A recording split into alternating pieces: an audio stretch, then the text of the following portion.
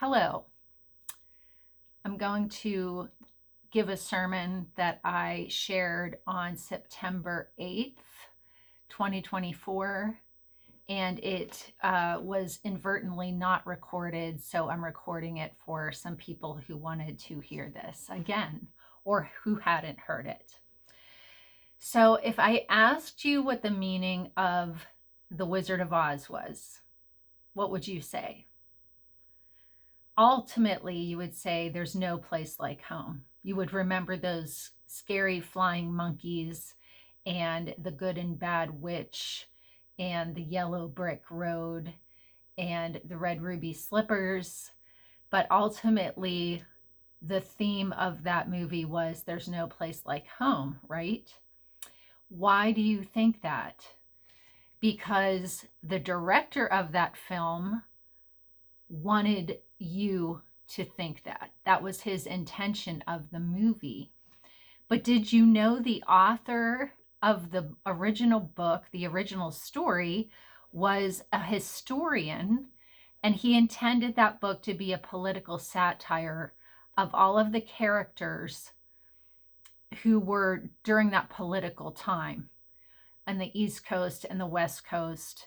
And they're not portrayed accurately, and the shoes weren't even ruby, they were silver, but silver didn't show up on the silver screen very well, so they changed them to red.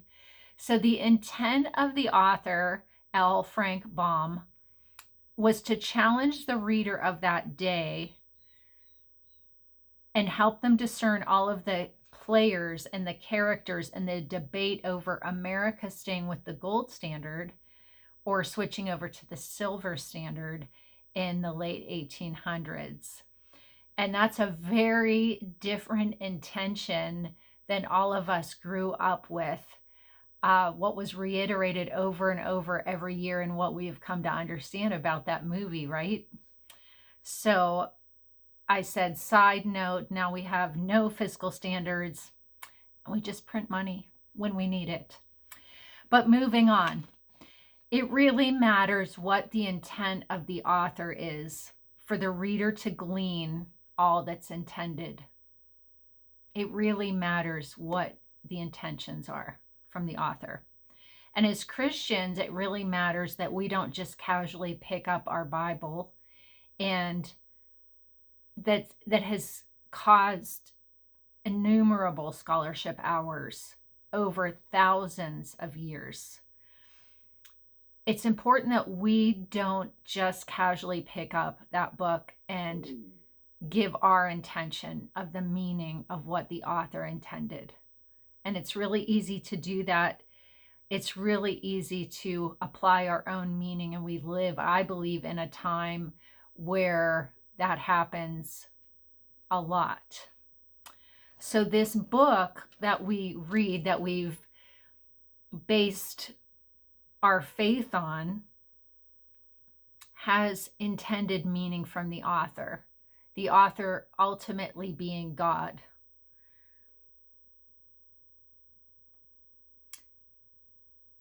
For us to really understand what God is saying, we have to understand what God was saying to that ancient audience and to us today.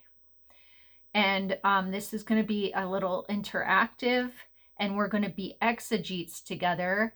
And if you never heard the word exegete, I hadn't heard it either until I took a class recently on biblical interpretation. An exegete, according to Oxford, is a textual interpreter, especially for scripture. And this is what we do in our church. We try to hold closely to the Word of God, and we're going to pull the curtain back on the Bible for a bit and see that there's no fraud behind the curtain like there was in The Wizard of Oz, or like some on the fringe of Christianity like to purport that this wasn't written by God because it was written through men. But we're going to see the truth of God in this sermon, and we're going to see his intended what his intended meaning was for us today. So we often say at our church that we live in the now and the not yet kingdom, meaning that Jesus came, but he hasn't come back yet, like he said he was going to. So we live in the now and not yet. And sometimes we can think that the Old Testament was then and this is now, which I understand. But we need to see that we are all part of an amazing story, really his story. And something that I like to do every month when the month starts anew is go to the book of Proverbs. There's 31 Proverbs in Proverbs, and I like to read a proverb a day that pertains to the day. So today is October 28th. So I have read the 28th proverb today, but when I did the sermon, it was on the 8th. So we're going to go to Proverbs 8 today. So before we begin this, I want to talk a little bit about what Proverbs are. And they are Hebrew literature, which includes Proverbs, Ecclesiastes, and Job. And they were intended to be read as a general guide to life's common issues. And they have lessons that help the reader just to have a sense of guidance in life. They are Hebrew literature. They are Hebrew poetry. So they use a lot of metaphors and simile and repetition of words to create pictures as you read that book, or much of Psalms can use that too. And like I said, Ecclesiastes and Job do as well. So for one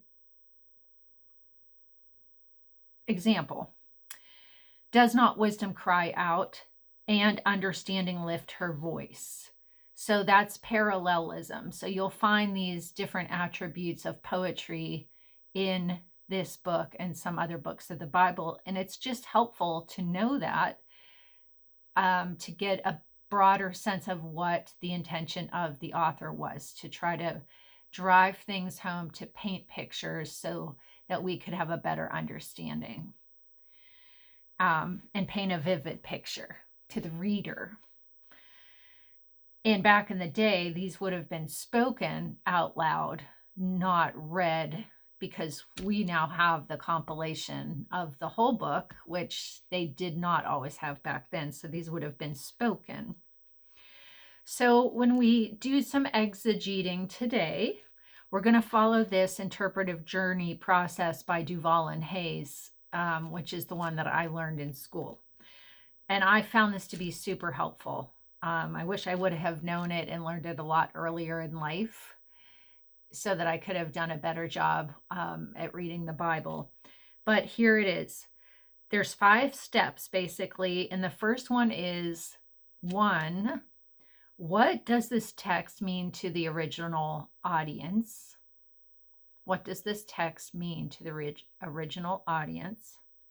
2, what are the differences between the original audience and us today? So for one thing, in Proverbs, we could say off the top of my head, we're no longer under the old covenant, we're under the new covenant. 3, what is the theological principle that has been connected from then to now? 4, how does this principle fit within the rest of the Bible? And 5, how can we live this out in our day today? So let's begin in Proverbs 8 for this day of the month. And I think it's a beautiful proverb.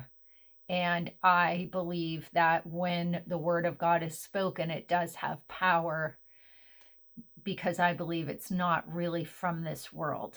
I believe it's ancient, it's eternal, and it has power when it's spoken. So I'm going to read this. 8.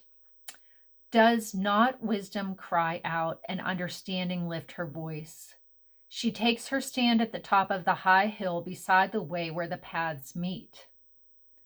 She cries out by the gates at the entry of the city, at the entrance of the doors. To you, O men, I call, and my voice is to the sons of men. O you simple ones, understand prudence, and you fools, be of an understanding heart. Listen, for I will speak of excellent things, and from the opening of my lips will come right things. For my mouth will speak truth. Wickedness is an abomination to my lips, and all of the words of my mouth are with righteousness. Nothing crooked or perverse is in them. They are all plain to one who understands, and right to those who find knowledge. Receive my instruction and not silver, and knowledge rather than choice gold. For wisdom is better than rubies, and all of the things that one desires cannot be compared with her. I, wisdom, dwell with prudence, and find out what knowledge and discretion are. The fear of the Lord is to hate evil, pride, arrogance, and the evil way. And the perverse mouth I hate. Counsel is mine, and sound wisdom. I am understanding. I have strength.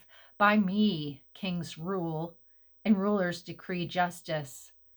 By me, princes rule and nobles, all the judges of the earth. I love those who love me, and those who diligently seek me will find me. Riches and honor are with me, enduring riches and righteousness. My fruit is better than gold, yes, fine gold, and my revenue better than choice silver. I traverse the way of righteousness in the midst of the paths of justice, that I may cause those who love me to inherit wealth. I may fill their treasuries. The Lord possessed me at the beginning of his way, before the works of old. I have been established from everlasting. From the beginning, before there was an earth, when there was no depths, I was brought forth. When there were no fountains abounding with water, before the mountains were settled, before the hills I was brought forth. While as yet he had not made the earth or the fields or the primal dust of the world, when he prepared the heavens, I was there.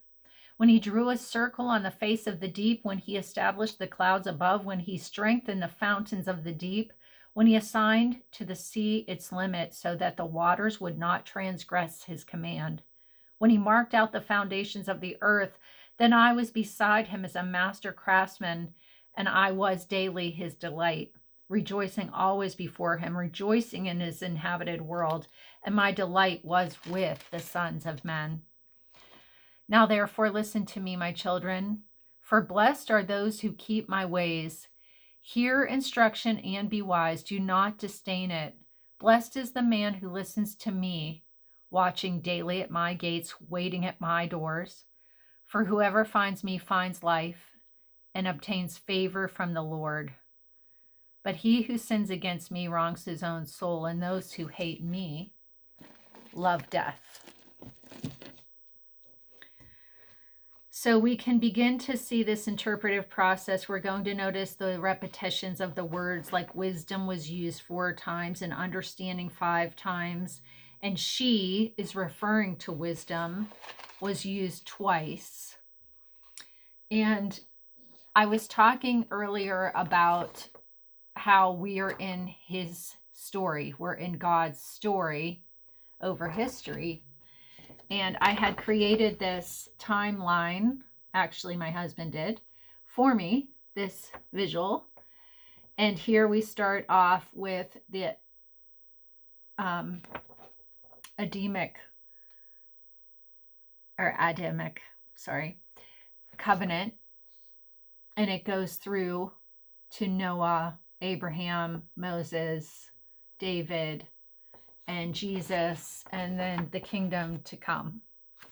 And as you can see here, we're somewhere here between the now and the not yet kingdom, where Jesus has already come to earth, but he hasn't returned. And I find that really important to think about because, like I said before, we can just be like, oh, that was Old Testament stuff, doesn't pertain. But as we can see through the Bible, each covenant partially fulfilled the covenant before it. So Jesus fulfilled all of the covenants, and yet the everlasting covenant isn't fulfilled. We haven't gone into the things that are spoken about in Revelation. We haven't seen the new earth and the new heaven. So it's not done. But these things were spoken about all the way back to the beginning. So that's what makes this book so amazing and pertain to us today, because we're part of a much bigger story. And I believe it's really important to keep that in mind. It's not about us and how the word speaks to us and everything we just think we should be doing in our own life. We're part of something much greater if we call ourselves a Christian. So wisdom in Hebrew is hekmah, and that is a feminine noun. So that is why this book was translated the way it was, speaking of wisdom as a woman. And this word encompasses the idea of skill and shrewdness and prudence and ethics and religion and administrative wisdom, wit, learning, and piety toward God. And then we're going to notice some of the actions of wisdom, like she cries out, she lifts up her voice, she takes a stand, she cries, she calls, she exhibits strength and wisdom, and she exhorts God's people to listen and keep God's ways. She traverses. She's an attribute of God. She traverses. And I love this word. I think it's so amazing. Traversing is all encompassing. It's not just, we might think traverse, I'm traversing a mountain, or I'm traversing a path, which is just from A to B straight, not a lot of obstacles. Traversing is not that. It's climbing. It's back and forth. It's up and down. It might even be back a few steps to go forward. It's full of various interactions and experiences, as if you were mountain climbing. You would face a lot of different experiences and interactions, maybe with animals, maybe with rocks or boulders that you had to traverse. It's not the fastest way to get anywhere. That really speaks to me, and I'll come back to that later. She dwells, she lives in unity with knowledge and discretion. She's active and not passive. Her attributes include desiring for people to listen and to speak truth. She desires that people receive instruction. Nobles and rulers reign by her. She loves those who love her and seek those who seek her. Enduring riches and honor are with her. Her fruit and revenue is better than gold. Her result is favor from the Lord. She is shrewd and intentional and able to pass on true and everlasting wealth, which is literally translated substance, the presence of what was, is, and will be. That's pretty weighty. She has the ability to fill treasuries. The Lord possessed wisdom from the beginning, before anything was created. Wisdom was there. And wherever one finds life, one finds wisdom. So these next attributes were usually attributed to men and are from Proverbs 9, because it's really important to get context. And people who like to take the Bible out of context and use it for their own ends that's a very dangerous thing to do. And that's how many people can be led astray. That's why it's nice to have these 5 steps to try to seek out the truth of what God is saying, what his intention is in his word to us today. So Proverbs 9 talks about attributes that were usually given to men, but says that wisdom has them. So I'm jumping ahead a little bit. But wisdom builds houses, pillars, slaughters meat, mixes wine, which connotates knowledge and intentionality. Wisdom sends out maidens, which connotates propriety and organization. Wisdom offers understanding and instruction, and wisdom fears the Lord. Wisdom multiplies years to life, and as the Waltke commentary says, she exhorts God's people to listen and keep her ways. And again, these metaphors paint a picture of an exalted position, but one that invites others into it.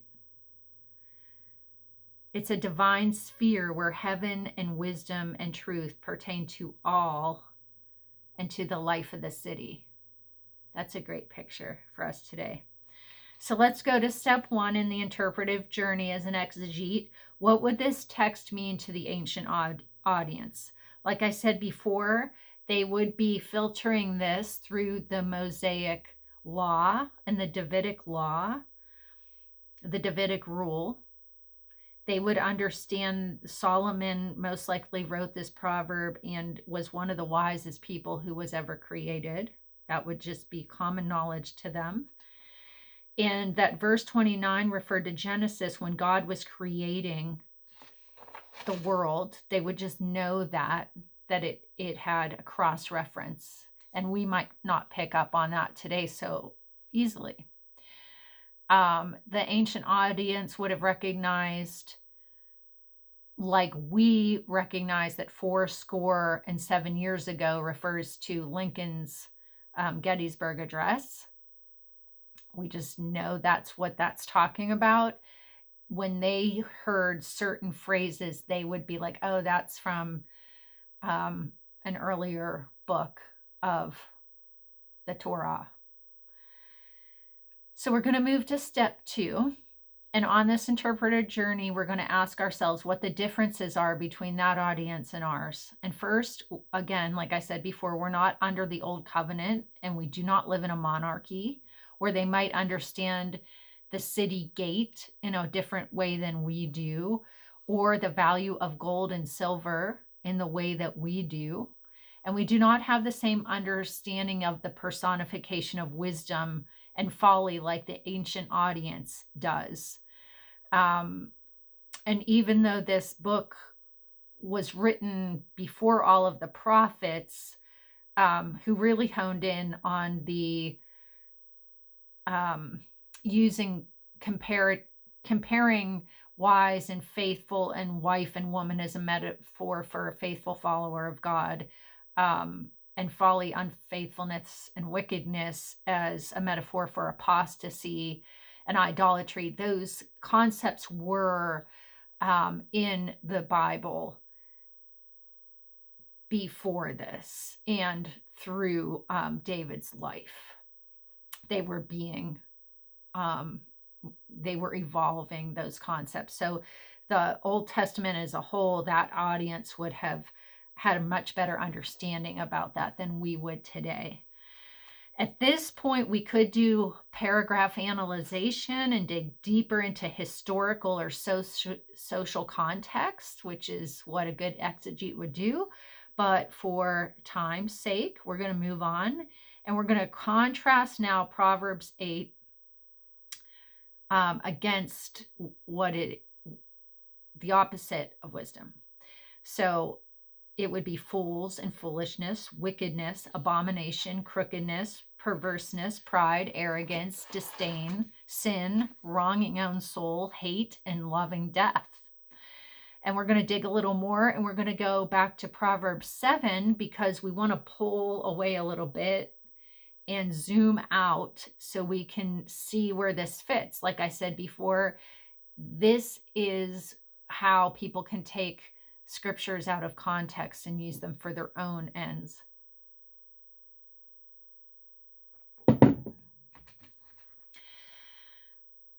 So Proverbs 7 is about the crafty harlot, in which wisdom's contrasted. So the crafty harlot lacks wisdom and is akin to seduction and flattery. It's devoid of understanding. It's dark, it's loud, it's rebellious, it's impudent, which means not showing respect to others. It's straying, it's clandestine, it's enticing, and it leads others to hell and death. And then Proverbs, jumping ahead, is an entire contrast down the entire book. One side is wisdom, and the other side is folly, and it ties these two Proverbs together. So wisdom builds houses and pillars, slaughters meat, mixes wine, sends out maidens, is organized, offers understanding, teaching and instruction, fears the Lord, multiplies years to life, and folly's clamorous, foolish, not in high places, but calling out from somebody's house, simple, lacking understanding, seductive, dead, takes guests to hell. I said, like, the Hotel California came to mind when I was reading that, which would be, you know, a cultural reference of our day. And basically is just the opposite of what wisdom is. It's dark, it's death, it's leading others to hell, where wisdom leads people to life and human flourishing. So are these painting a picture for you? Are these words painting a picture like they painted the picture of the Hotel California to me? You know, you can check out anytime you like, but you can never leave. So as Christians, we might be tempted to make sweeping generalizations and be like, God says I can take my stand and lift up my voice and tell people the truth. And we would be in error if we just pulled out those parts and said, well, God said I can do this, without taking the whole picture into consideration. Does that make sense? Step 3 of this interpretive process is finding the theological principle that is woven through this thousands of years ago to now. So some theological principles that we've learned so far lie in the repetitive themes. And to align with God's wisdom, we must take an active posture of readiness and receiving, and we must be intentional about listening for God, listening for what he's saying, and to also watch out for deception and error. We must practice good judgment. It's a practice, and seek truth and knowledge, and walk in the path of God's righteousness and justice, and honor, prudence, and discretion, while resisting pride and arrogance. It's turning away from something while holding on to something else. So step 4, we're going to consult the biblical map. So again, we need to zoom out further and look at the entirety of the Bible to gain God's wisdom and what God's saying through all of this, and see what has stood the test of time. So, excuse me, I have put different scriptures down here, like Exodus 28:3, and thou shalt speak unto all that are gifted artisans, whom I have filled with the spirit of wisdom. So I found the word wisdom that was exactly like the one used in Proverbs 8. I used something called the Blue Letter Bible, which is a free Bible tool on the internet. It's excellent. It can dig really deep into words, their meanings, and the different references where you'll find them. So that's what I did. So here again, we can see that God specifically gave wisdom and commissioned these artisans in Exodus to make priestly garments exactly the way that he wanted them to. So we have access to that wisdom that was then. It's pretty cool. Deuteronomy 34:9, Joshua was full of the spirit of wisdom. So Joshua was full of this wisdom that God describes in Proverbs. 1 Kings 10:6, the Queen of Sheba saw all of Solomon's wisdom.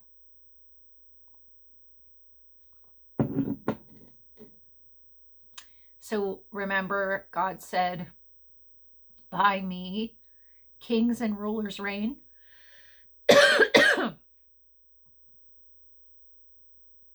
Proverbs 9 says, the fear of the Lord is the foundation of wisdom. Knowledge of the Holy One results in good judgment. The fear of the Lord is the beginning of wisdom. The New Testament in Luke 2:52 says that Jesus increased in wisdom and stature in favor with God and man. And of course, none of us as Christians have a problem with that at all. We know that Jesus was filled with God's wisdom, his ancient, eternal wisdom as a youth, even by the things he was teaching and the things that he did. It was exhibited just like wisdom does. And in Acts 6:10, it says that Stephen was full of faith and power, performing amazing miracles and signs among the people. And none of them could stand against the wisdom and the spirit with which Stephen spoke. So this ancient, everlasting, God-given wisdom was in Stephen. And even though they stoned him to death, they could not deny that this was there. Jumping to Revelation, Revelation says, saying with a loud voice, worthy is the Lamb that was slain to receive power, riches, wisdom, strength, honor, glory, and blessing. So again, this hasn't happened yet, but that wisdom is the theological thread. It's through the whole book from the beginning to the end, from Genesis to Revelation. We can find this wisdom. It's not just one line pulled out of a book used as a hammer or in the wrong way, but it really has built a reference, has context, has meaning. So if I was to lay out a few things that I wanted to leave this audience with from everything that we've gone over, I would say first we need to remember that God is the author of all of this. It's God who calls, who invites. It's us who he commissions to do things through and shows us how to do them in a way that brings him glory and honor, not just ourselves. And he's the one we're serving, and he's the one that we should get our feedback from. Number 2, based on the contrast of folly, let's consider what we shouldn't do, how we might not behave as Christians, that we shouldn't take a reductionist approach to the Bible by picking out parts that we like or parts that pertain to us, our interests, our passions, our views. And a reductionist approach to any scripture could be like, I believe God. God says I have the mind of Christ in his word, so whatever I say is right, and I can say what I want because I have the truth. That would not be very helpful, and happens way too much, actually. And we're all, including me, capable of that. And I try really hard not to be that person. Not to be black and white, not to swing the pendulum, because this view that I just laid out can really distort things, and we can overgeneralize and we can miss nuance, and that's not helpful, especially I think in the day and the time that we live in. So God would tell us to turn away from that pride and arrogance and cling. Remember, turn from this and cling to this. so that we can be more eternal, have a more eternal mindset, and be much sager than maybe we have been before. So number 3, I think today we can apply this, that we're coming up on a really big election here in the US, and we have 2 candidates to pick from. Not that all of us completely are on board with either one of them, but there are 2, and there's great polarization in our country. That's obvious. And so I'm speaking to that polarization, and there's a lot of gloating and there's a lot of anger. And I'm not sure, actually I'm very sure, those are not the postures that we're to take. That's not the posture that wisdom describes, where it's listening, it's that traversing, it's the going up and going over, going around, going back, going forth.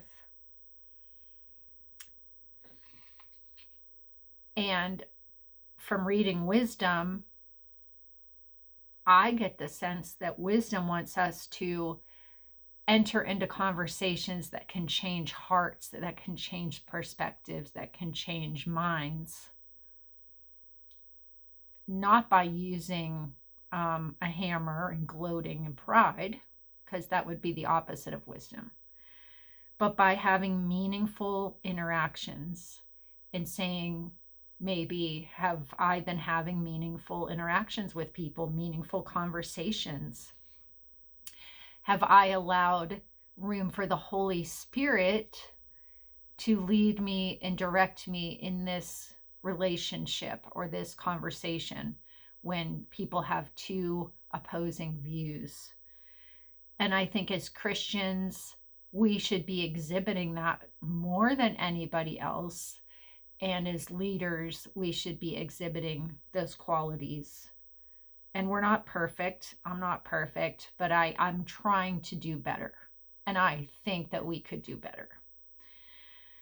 So I feel that we should traverse like wisdom does, to glean, as Vine's expository describes it, the varied knowledge of things human and divine, acquired by acuteness and experience, which is summed up in Proverbs.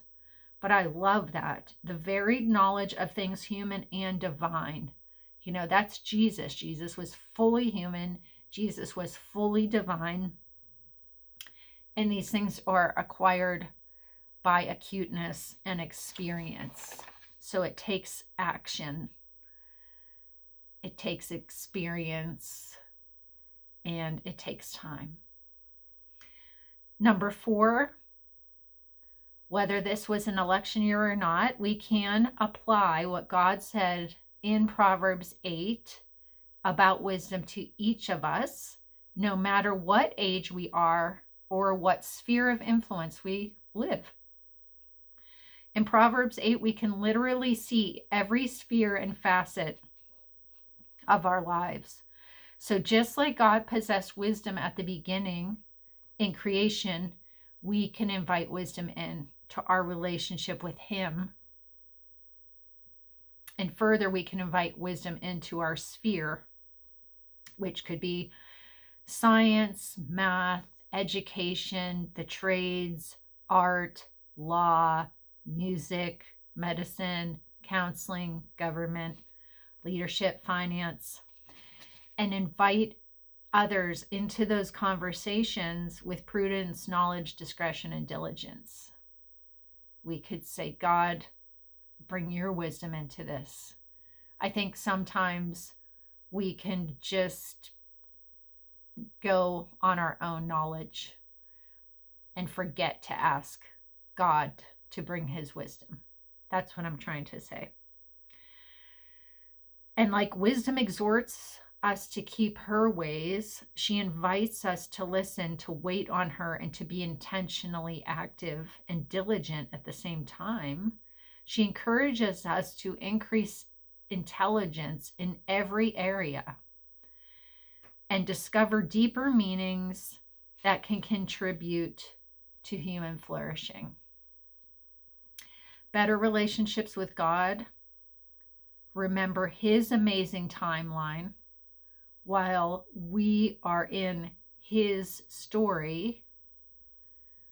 We can draw on wisdom to have better courage to enter into better conversations, build better relationships, and by being a better neighbor, friend, spouse, daughter, brother, sister, a better worship leader, a better company owner, whatever it is we do, delighting in His presence and experiencing His joy and giving it away. That sounds delightful, doesn't it?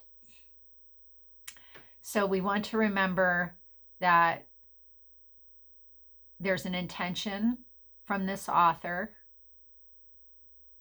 and we can put it on his timeline that I talked about earlier.